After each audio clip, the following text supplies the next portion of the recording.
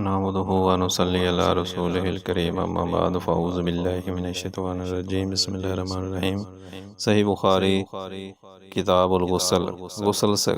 متعلق احکام و مسائل۔ ارشاد باری تعالیٰ ہے، اور اگر تم بحالت جنابت ہو تو غسل کر لو،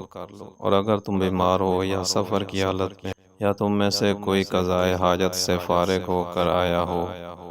یا تم نے عورتوں سے اختلاط کیا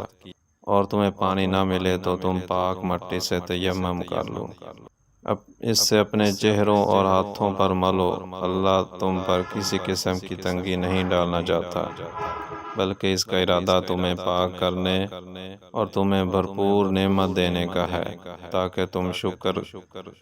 ادا کرتے رہو۔ ارشاد باری تعالیٰ ہے، اے ایمان والو،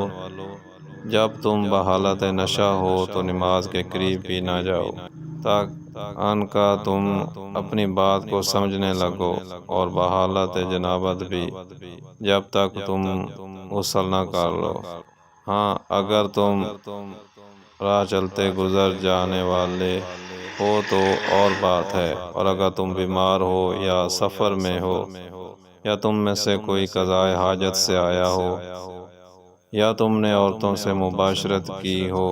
اور تمہیں پانی نہ ملے تو پاک مٹی کا قصد کرو اور اسے اپنے منہ اور ہاتھوں پر مل لو، بے شک اللہ تعالیٰ بہت زیادہ معاف کرنے والا، بے حد بخشنے والا ہے۔ صحیح بخاری باب نمبر 1، غسل سے پہلے وضو کرنا۔ صحیح بخاری حدیث نمبر 248۔ حضرت عائشہ زوجہ نبی کریم صلی اللہ علیہ وسلم سے روایت ہے کہ نبی صلی اللہ علیہ وسلم جب غسل جنابت فرماتے تو پہلے دونوں ہاتھ، پھر نماز کے وضو کی طرح وضو کرتے، بعد ازاں اپنی انگلیاں پانی میں ڈال کر بالوں کی جڑوں کا خلال کرتے، پھر دونوں ہاتھوں سے 3